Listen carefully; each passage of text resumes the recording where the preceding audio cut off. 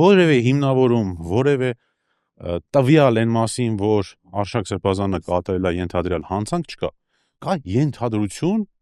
հենված ինչ-որ տվյալների, հենված ինչ-որ տվյալների վրա, որոնք ինքնին արդեն նորմալ տվյալներ չեն։ Սա հաստատվեց։ Դատարանում հաստատվեց, որ չկա որևէ տվյալ, որ Արշակ Սրբազանը կատարել է այդ իրեն վերագրվող հանցավոր արարքը։ Այլ կա ընդհանրապես ենթադրություն։ Լավ, Մասիս Մելքոնյանը ինչ դիրքորոշումներ, չեմ կարծում, որ լրիվ ըմբռնած լինեք իր դիրքորոշումը, ամեն դեպքում հարցադրումներով ինչ էր ուզում ճշտել այդ հերթապահ հայտարարություններից մյուս կողմի։ Ոչ մի հարց չի տվել։ Որևէ հարցադրում չի արել։ Բայց ասում եմ, չէ, որոշումը տրամադրությամբ էր արտնացել, որ ոտքի վրա գոնե այդ իմը։ Չեմ հարցրել, չգիտեմ։ Դե ժորտ, նոր բան է, ասենք էդի իրավաբանությունը այստեղ կապ։ Բայց հնարավոր է, որ ինաչափություն չլինի այս անգամ, չէ՞, բացառություն լինի, որովհետև Արշակ Սրբազանն էլ տես մի բան ասեց, ոնց որ ինքն է ձերման լավատես է, բայց ես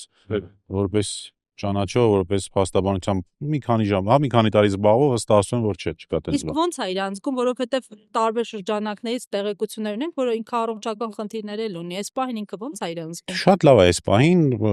դեղ ընդունում, առավոտյան իր դեղը դատարանի նաև տեղեկացրեցինք, տվեցինք, առողջական վիճակը նորմալ է։